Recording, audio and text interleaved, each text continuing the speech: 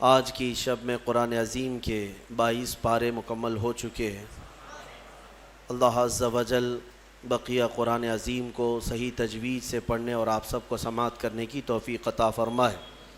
22ویں پارے کے اخیر میں سورہ یاسین کی ابتدا ہوتی ہے اور ہم نے سورہ فاطر کے اختتام تک آج تلاوت کی ہے۔ انشاءاللہ کل سورہ یاسین سے تلاوت ہوگی۔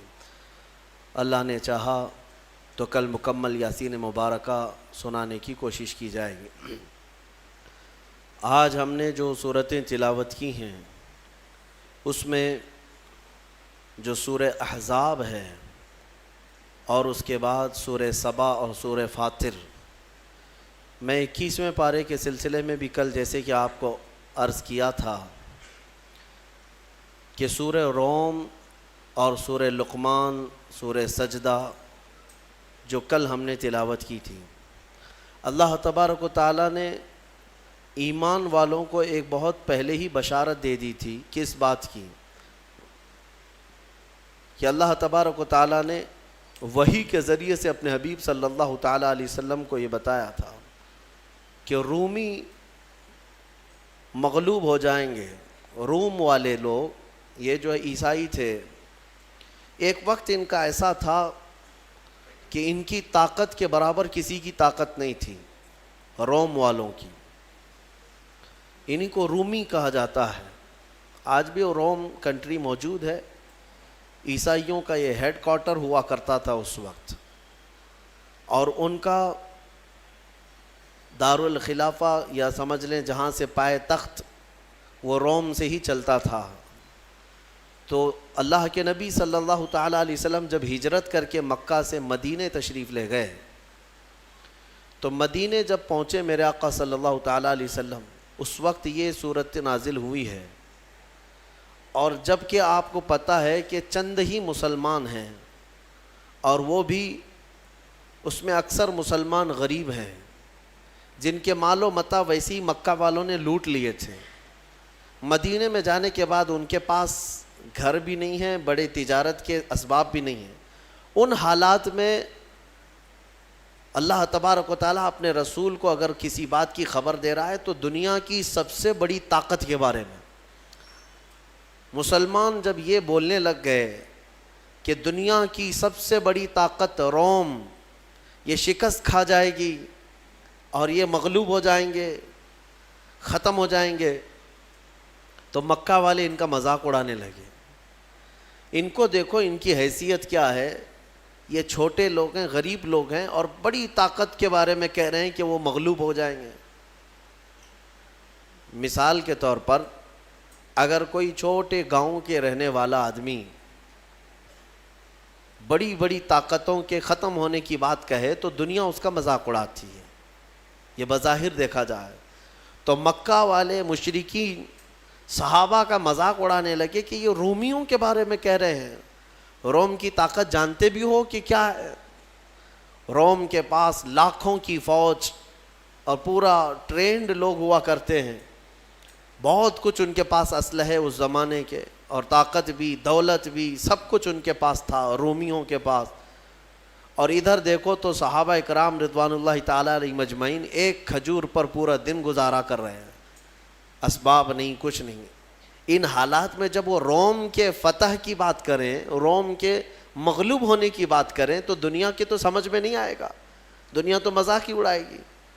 لیکن حالات نے دیکھا، چند سال گزرے، یہی مدینے کے وہ صحابہ جو پیوند لگے کپڑے پہنتے اور پیروں میں چپل تک نہ ہوتے، ان کا ٹھاٹے مارتا ہوا سمندر ملک روم تک پہنچا اور روم کے تخت کو بھی الٹ کر کے رکھ دیا۔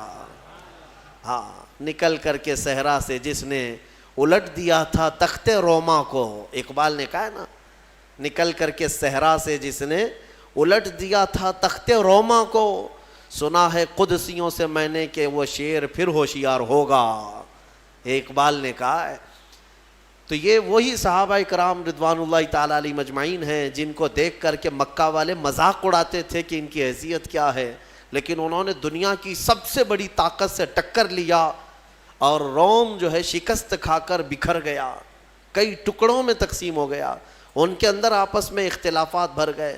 روم کی شکست ہوئی, اس کے بعد پھر ایران کی بھی شکست ہوئی. دو بڑی سپر پاور طاقتیں اس زمانے کی, ایک روم اور ایک ایران. روم کو ہی قیصر کہتے ہیں, ایران کے بادشاہ کو کسریٰ کہتے ہیں. قیصر اور کسریٰ اگر کہیں ٹوٹ کر کے گرے ہیں تو وہ محمد کے غلاموں کے قدموں میں گرے ہیں صلی اللہ تعالیٰ علیہ وآلہ وصحبہ وسلم.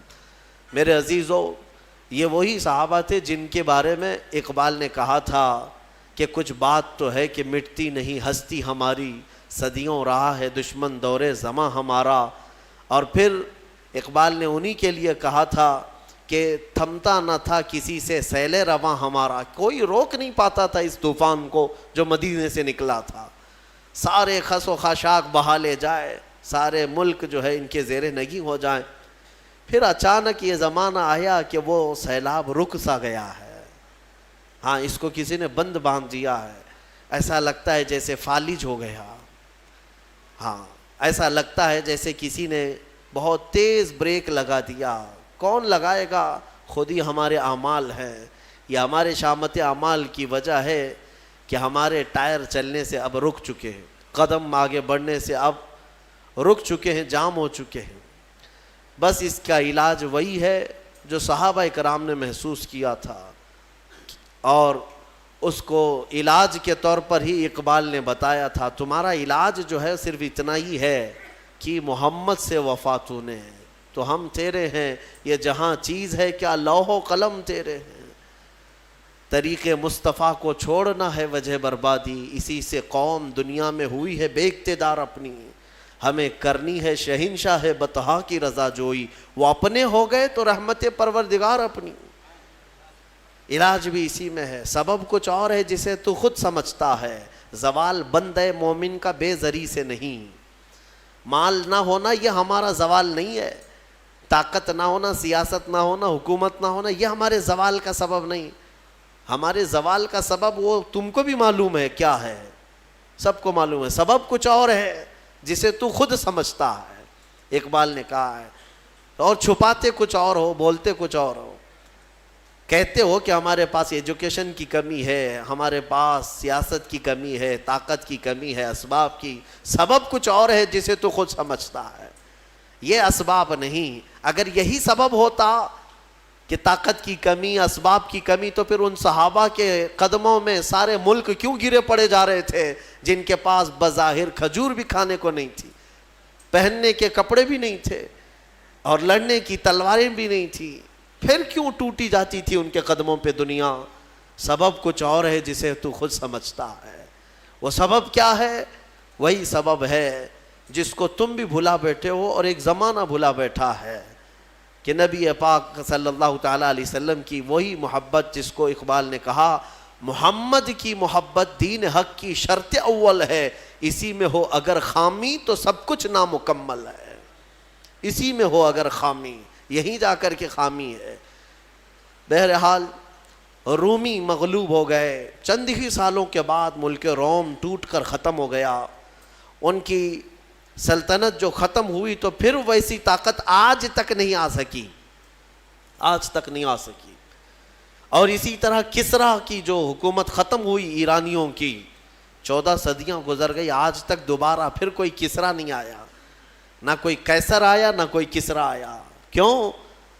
جو ضرب لگی تھی وہ نبی پاک کے غلاموں کی ضرب لگی تھی, جو ان کے قدموں میں ٹوٹ کر گر پڑے, پھر دوبارہ وہ طاقتیں آئی نہیں. اور میں کہتا ہوں انشاءاللہ قیامت تک نہیں آئے گی, قیامت تک نہیں آئے گی. میں آپ کو ایک خصوصیت بتاؤں سیدنا خالد بن ولید رضی اللہ تعالیٰ عنہ کی. آپ کی یہ اسپیشیلٹی ہے. حضور صلی اللہ علیہ وسلم کے صحابہ میں ایک صحابی سیف اللہ, اللہ کی تلوار ان کو کہا گیا. پتہ ہے آپ کو حضرت خالد بن ولید رضی اللہ تعالیٰ عنہ نے تقریباً 9 سال کے اندر 125 جنگیں لڑی, 125 جنگیں. اور جب وہ جنگ میں لڑنے کے لیے حاضر ہوتے, میرے عزیز و کڑیل جوان بھی تھے, ان کی تلوار, ایک تلوار 35 کلو کی ہے, اور ڈھال جس سے وہ اپنے آپ کو روکتے تھے وہ 40 کلو کا ہے. اور پھر اس کے بعد پھرتیلا پن اتنا کہ وہ تلوار ایسے گھومتی جیسے ان کے ہاتھ میں کچھ ہے ہی نہیں. جنگ موتا ایک جنگ ایسی ہے جس میں حضرت خالد بن ولید کہتے ہیں 9 تلواریں میرے ہاتھ سے ٹوٹی ہیں. 9 تلواریں ایک کے بعد دیگرے ٹوٹتی گئی, پھر دوسری لی, وہ ٹوٹی پھر تیسری لیا. اب وہ کس انداز سے, کس جذبے سے وہ میدان میں جمے رہتے ہوں.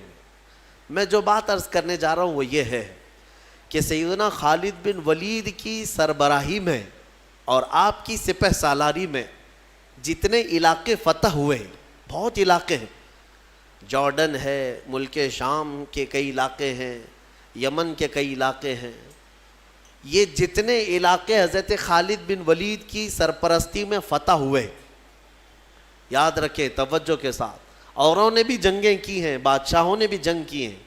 ایک بادشاہ کسی ملک کے ساتھ لڑتا ہے, علاقہ فتح کر لیتا ہے, پھر کئی سال تک اس بادشاہ کی حکومت چلتی ہے, پھر کوئی دوسرا آیا, وہ علاقہ پھر کسی اور نے فتح کر لیا. ہوتا رہا ہے نا ہندوستان پر ہی کئی مرتبہ کون کون حملے کیے, کس کی حکومت چلی, پھر وہ حکومتیں ختم ہوئی, پھر کوئی اور آیا, پھر کوئی اور آیا, یہ سلسلہ چلتا رہا ہے. لیکن خالد بن ولید رضی اللہ تعالیٰ عنہ کا ریکارڈ ہے کہ جو علاقے آپ کے زمانے میں فتح ہوئے, 1400 سال گزر گئے, آج تک وہ علاقہ پھر کسی اور کے پاس نہیں گیا. آج تک وہ علاقہ کوئی اور فتح نہیں کر سکا. آج بھی وہ دامن اسلام میں ہے, آج بھی وہاں پرچم اسلام ہی لہرا رہا ہے. یہ سیدنا خالد بن ولید رضی اللہ تعالیٰ عنہ کی فتح ہے. بہرحال میں بات جو عرض کر رہا تھا وہ یہی ہے کہ نبی پاک صلی اللہ تعالیٰ علیہ وسلم کے غلام بظاہر اسباب کچھ نہیں تھے, لیکن انہوں نے پوری دنیا کو اپنی طاقت کا لوہا منوا کر رہے ہیں. احزاب, سورہ احزاب کی ہم نے کل تلاوت کی ہے اور آج بھی کچھ حصہ اس کا.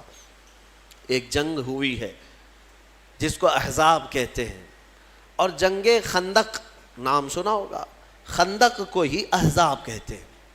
جنگ خندق کا ہی نام جنگ احزاب بھی, غزوہ احزاب. یہ جنگ بڑی آزمائش کی تھی. بعض لوگوں کو ایسا لگتا ہے کہ جنگوں کا ذکر کیوں؟ میرے عزیزو, اگر میں جنگوں کا ذکر نہ کروں تو میرے نبی کی سیرت ہی کمپلیٹ نہیں ہوگی. کسی کو برا لگتا ہے تو مجھے کیا فرق پڑتا ہے, میرے دامن اسلام میں جو تاریخ ہے وہ بتا کر کے رہوں گا. ظاہر سی بات ہے کسی اور کو اگر تکلیف ہوتی ہے تو اس کی تکلیف کا سبب میں نہیں ہوں, اس کا کوڑ دماغ ہے. ہر ایک کی تاریخ میں کچھ نہ کچھ جنگیں ہوئی ہیں, بہت سارے لڑائیاں ہوئی ہیں. ظاہر سی بات ہے کہ ہمارے اس ملک عزیز ہندوستان کے آزادی کے وقت کیا جنگیں نہیں ہوئی؟ اگر انگلینڈ والے, برٹش لوگ بولنے لگ جائیں کہ نہیں آزادی کے قصے مت سناؤ, ہمیں برا لگتا ہے, تو ہم کیا کریں؟ ہم تو انگریزوں کو مار بھگائے نا, انگریزوں کے خلاف جنگ ہوئی ہے. اب انگریز اگر یہ کہنے لگ جائے کہ نہیں آزادی کے قصے مت سناؤ, ہمیں برا لگتا ہے, تو ان کے برا لگنے سے میں اپنے ملک کی آزادی کے قصے سنانا نہیں چھوڑوں گا. یہ میرا اپنا حق ہے. دین اسلام کے ابتدا میں جن ظالموں نے اسلام کے خلاف کوششیں کی اور ان کی ہرزہ سرائیوں کو اور ان کی دشمنیوں کو کیسے زیر کیا میرے نبی کے غلاموں نے, یہ سنانا میرا حق ہے اور ہر مسلمان کا حق ہے. کیونکہ جو بھی سازشیں ہوتی رہی ہیں ان کو سنانا یہ بچوں کے لیے یہ نہیں ہے کہ ہم جنگجو بنا رہے ہیں, بلکہ ہم اپنی عظیم روشن تاریخ ان کے سینوں میں منتقل کر رہے ہیں. اور حق کسے کہتے ہیں, باطل کسے کہتے ہیں, یہ سمجھانا ہر باپ کی ذمہ داری ہے. احزاب, یہ جنگ بھی جو ہوئی ہے خندق, مشرکین کے ساتھ لڑائی ہوئی, دشمنوں کے ساتھ. ایک بات میں آپ کو بتاؤں, پہلے بھی میں نے عرض کیا ہے, حضور پاک صلی اللہ تعالیٰ علیہ وسلم اور ان کے صحابہ مکہ والوں کو چھیڑ چھیڑ کر کے لڑنے کے لیے جاتے تھے, یا مکہ والے لڑنے کی تیاریاں کیا کرتے تھے؟ الزام ہے نا آج بہت سارے لوگ کہ یہ جنگیں کرتے تھے. اس کی میں ایک وجہ بتاتا ہوں آپ کو. آپ اگر سینس رکھتے ہیں, تھوڑی بہت عقل رکھتے ہیں تو خود سمجھ لیں گے. اگر ہبلی, اللہ نہ کرے, ہبلی شہر ہے اور بیلگام شہر ہے, 2 بڑے شہر ہیں, دونوں شہر کے کچھ لوگوں کے درمیان لڑائی ہو گئی یا کچھ معاملات ہو گئے, ہبلی کے آس پاس میں اگر لڑائی ہوئی ہے تو آپ کیا کہیں گے اس چیز کو؟ عقل والے سمجھتے ہیں بیلگام والے لڑنے آئے تھے یا ہبلی والے گئے تھے؟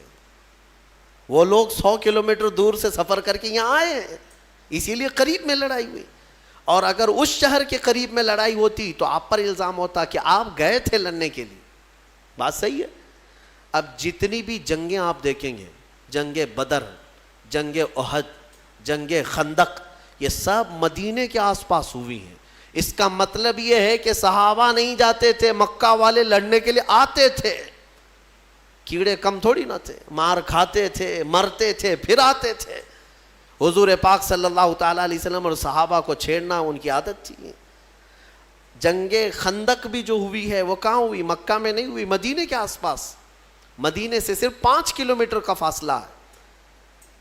یہ مکہ والے پوری تیاری کر کے 12,000 لوگوں کو جمع کر کے لائے تھے. اتنا بڑا لشکر کہ جنگ احد کے بعد یہ تیسری جنگ تھی. ان کا حوصلہ تھوڑا بڑھ گیا تھا، مدینے والوں کو ماریں گے.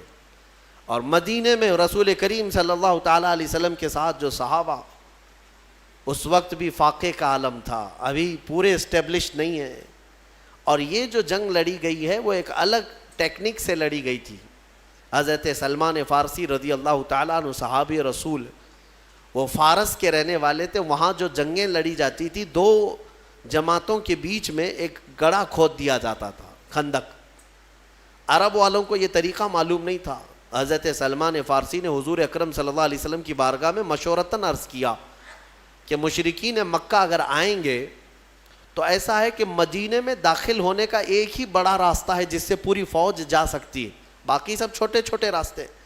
اس بڑے راستے کے باہر ہم لوگ ایک بڑی خندق کھود دیتے ہیں تاکہ وہ آئیں تو مدینے شہر کے اندر نہ آئیں، کیونکہ شہر میں اگر لڑائی ہوگی تو گھر ٹوٹیں گے، بستیاں اجڑیں گی، دکان برباد ہوں گے، بہت کچھ ہو جائے گا. اس لیے ان کو شہر کے باہر ہی گھیر دیتے ہیں. حضور نے ان کا مشورہ پسند کیا اور خندق کھودی گئی. تقریباً 1 مہینے تک کھودی گئی تھی اور وہ کافی بڑی خندق. عرب کا تیز دوڑنے والا اچھی نسل کا گھوڑا بھی چھلانگ لگا کر اس خندق کو پار نہیں کر سکتا تھا، اتنی چوڑی تھی وہ خندق. اس خندق کو کھودنے میں خود میرے آقا صلی اللہ تعالیٰ علیہ وسلم نے اپنے ہاتھ میں کلہاڑی اٹھائی ہے. اور یہ وہ دور تھا جب صحابہ بھوک کی شدت کی وجہ سے پیٹ پر پتھر باندھتے تھے. حضرت ابو ہریرہ فرماتے ہیں، نہیں بلکہ دوسرے صحابہ اکرام سے یہ روایت ہے کہ حضور پاک صلی اللہ تعالیٰ علیہ وسلم اس وقت اپنا جبہ اٹھا کر دکھاتے ہیں تو آپ کے پیٹ پر 2 پتھر بندھے ہوئے تھے. یہ پتھر کیوں باندھتے تھے اس وقت؟ کہ مضبوط ایک کپڑے سے پتھر باندھ دیے جاتے تھے تاکہ بھوک پریشان نہ کرے. پیٹ اگر خالی چھوڑ دیا جائے تو بار بار بھوک لگتی ہے، اور اس پیٹ کو ٹائٹ باندھ دیا جائے تو بھوک کم لگتی ہے. یہ عربوں کا طریقہ تھا، پیٹ پر پٹا باندھ لیتے تھے. حضور اکرم صلی اللہ تعالیٰ علیہ وسلم اس وقت پتھر باندھے رہتے تھے کہ بھوک پریشان نہ کرے. اور خندق جو کھودی گئی ہے انہی فاقہ کشی کے عالم میں کھودی گئی ہے. پھر اس کے بعد مشرکین جب آئے تو وہ دیکھ کر کے حیرت میں رہ گئے، یہ کیا طریقہ ہے؟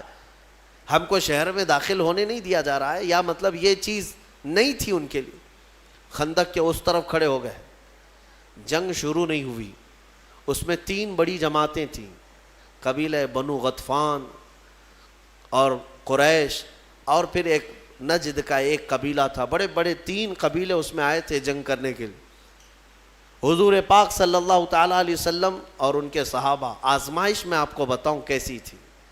مدینے والے اس وقت جتنے تھے سب کے ساتھ میرے آقا صلی اللہ علیہ وسلم نے ایگریمنٹ کیا تھا، جو یہودی ہیں عیسائی ہیں سب کے ساتھ، کہ حملہ مدینے پر ہو رہا ہے، لہٰذا ہم ساتھ مل کر کے لڑیں گے، شہر کی حفاظت ضروری ہے. یہودی جو تھے اس میں بنو نذیر ایک قبیلہ ہے اور بنو قریظہ، یہ 2 قبیلے تھے. بنو نذیر کے ساتھ بھی حضور صلی اللہ علیہ وسلم نے معاہدہ کیا تھا، مکہ والوں کے خلاف ہم سب مل کے لڑیں گے، کیونکہ نقصان ہوگا تو تمہارا بھی ہوگا ہمارا بھی ہوگا مدینے پر. تو سب کا اس بات پر ایگریمنٹ تھا. لیکن آپ کو میں بتاؤں، جب لڑائی کے لیے آئے تو طے یہی پایا تھا کہ وہ مدینے کے جتنے یہودی اور عیسائی ہیں وہ بھی حضور کے ساتھ کھڑے رہیں گے. لیکن ان ظالموں نے کیا کیا, حضور اکرم صلی اللہ تعالیٰ علیہ وسلم کے ساتھ آئے نہیں میدان میں, چند اپنے لوگوں کو بھیجا اور اپنے سارے قلعے میں یہودی بیٹھ کر میٹنگ کرنے لگے اور حضور پاک کی ساری تیاریوں کی خبریں مکہ کے کافروں کو دینے لگے, مشرکین. یہ دھوکے باز تھے, حضور پاک صلی اللہ علیہ وسلم کی ساری خبریں مکہ والوں کو پہنچانے لگے. انہوں نے دھوکہ دیا, خدا کیا, غش کیا, یہ ساری چیزیں ہوئی. اب جو حضور کے ساتھ تھے اس میں کچھ منافقین بھی آئے ہوئے تھے اور وہ موسم کی سختیاں دیکھنے لگے. ایسی ہوائیں تیز چلی کہ لوگوں کا کھڑا ہونا مشکل تھا وہاں. ہنالک ابتلی المؤمنون وزلزلوا زلزالا شدیدا, اللہ فرماتا ہے یہ وہ جگہ تھی جب مومنوں کو آزمایا گیا اور انہیں بہت اچھی طرح سے ہلا دیا گیا تھا. وَإِذْ يَقُولُ الْمُنَافِقُونَ, اور اس دن منافق یہ کہہ رہے تھے, کیا کہہ رہے تھے, ارے ہمارے گھر میں عورتیں خالی ہو گئی ہیں, چھت اڑ گئی ہیں اور ہم کو جانا ہے مدینے میں. یہ کہہ کر کے حضور کو چھوڑ کر چلے گئے. جو جماعت میں یہ وہ لوگ تھے جو مسلمان نظر آتے تھے, حضور کے ساتھ نماز بھی پڑھتے تھے, ان کا سب مسلمانوں کے ساتھ چلتا تھا, لیکن جب حالات سخت ہو گئے بھاگ گئے. وہ ایک ہی لاٹھی سے بھاگنے والے لوگ سب مدینہ میں بھاگ کر کے چلے گئے. اور میدان میں کون بچے, وہی صحابہ جو نبی پاک صلی اللہ تعالیٰ علیہ وسلم کے لیے اپنی جان بھی قربان کرنے کے لیے حاضر رہا کرتے تھے. وہ عاشقین کی جماعت کھڑی رہ گئی, اس میں چند لوگ تھے. اب مجھے بتائیے, منافقین چھوڑ کر مدینے گئے, یہودی دھوکہ دے کر کے میٹنگ کر رہے ہیں مدینے میں بیٹھ کر, اور سامنے 12,000 کا لشکر ہے مشرکین کا اور خندق ہے, اور صحابہ کے پاس کھانے پینے کو کچھ بھی نہیں ہے. ایک رات ایسی بھی آئی, ایک رات کہ وہ مشرکین وہاں بڑے بڑے جانور ذبح کر کے بھون رہے تھے, گوشت کھا رہے تھے, روٹیاں پک رہی تھیں. ظاہر سی بات ہے ادھر کے کھانے کی خوشبو ادھر بھی آتی ہوگی. اور ادھر صحابہ کا حال یہ تھا کہ 10 صحابہ میں 4 کھجوریں گھوما کرتی تھی. 10 صحابہ میں رات کے وقت صحابہ کھڑے رہ جاتے اور ان کے کھانے پینے چل رہے ہیں.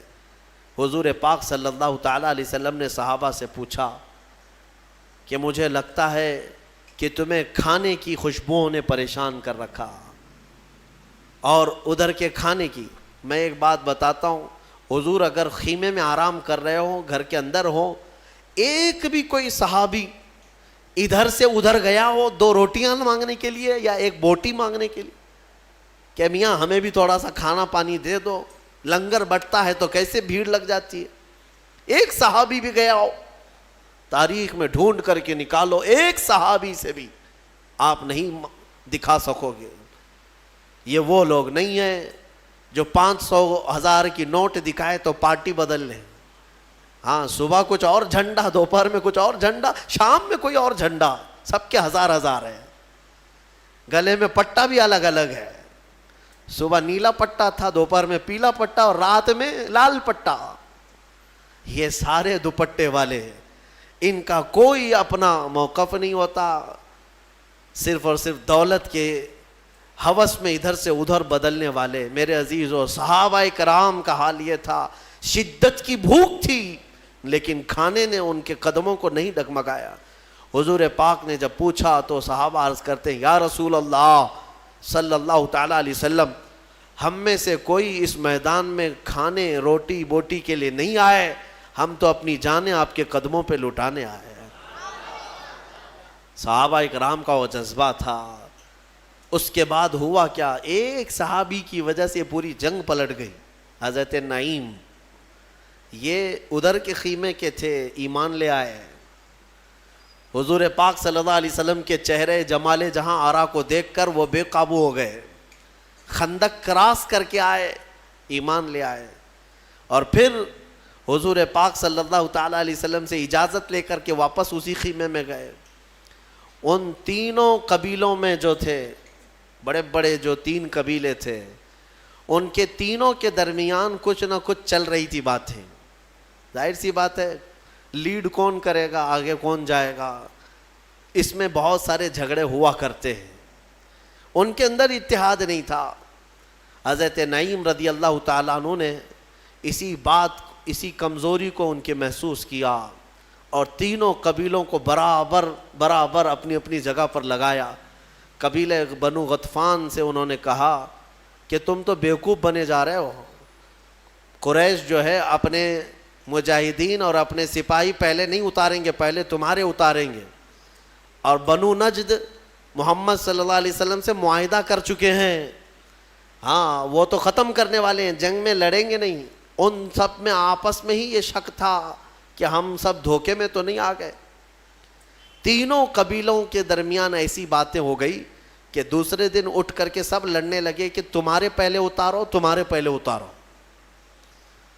اس لیے کہ ان کو یہ شک ہو گیا تھا کہ اگر یہ قبیلہ اپنے سپاہیوں کو نہیں اتار رہا ہے تو اس کا مطلب ہے دال میں کچھ کالا ہے.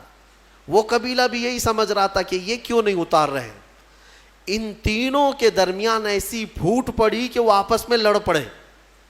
حضور پاک صلی اللہ تعالیٰ علیہ وسلم سے ابھی جنگ کی نوبت نہیں آئی تھی. اچھا ایک بات اور بتا دوں, یہ جنگ ہونے سے ایک رات پہلے ادھر سے تینوں قبیلوں کے ایک سردار آئے حضور صلی اللہ علیہ وسلم کے پاس, کہا کہ ہم صلح کر لیں گے آپ سے, جنگ نہیں کریں گے, لیکن صلح اس بات پر ہوگی کہ مدینہ طیبہ کی جو کھجوریں سال بھر میں نکلتی ہیں وہ آدھی کھجوریں ہر سال پوری ہمیں دے دی جائیں گی بغیر معاوضے کے. یہ ٹیکس ہے, یہ صلح نامہ ہے.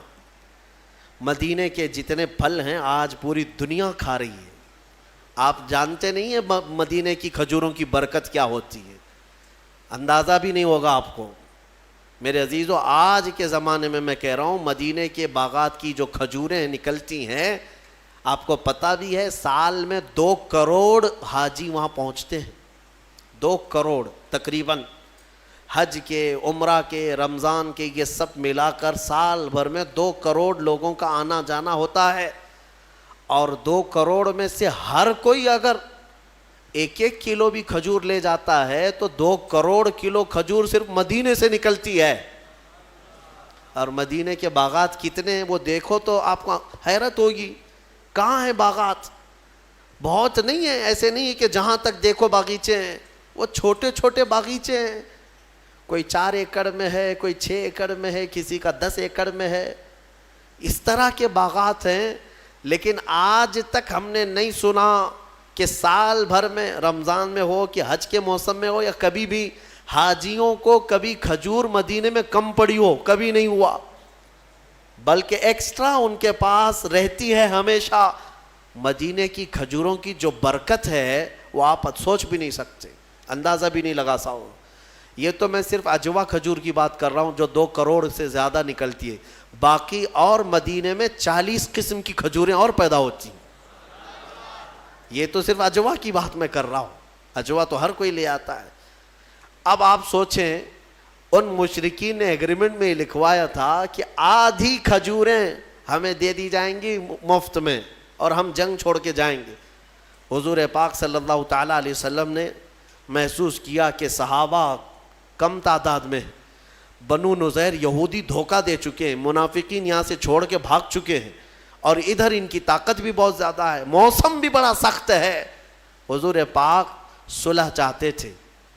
صلح کا آپ نے ارادہ فرما ہی لیا. 2 صحابہ کو اس میں بلایا, دونوں کا نام سعد ہے, سعد ابن معاذ اور سعد ابن ابی عبادہ رضی اللہ تعالی عنہما.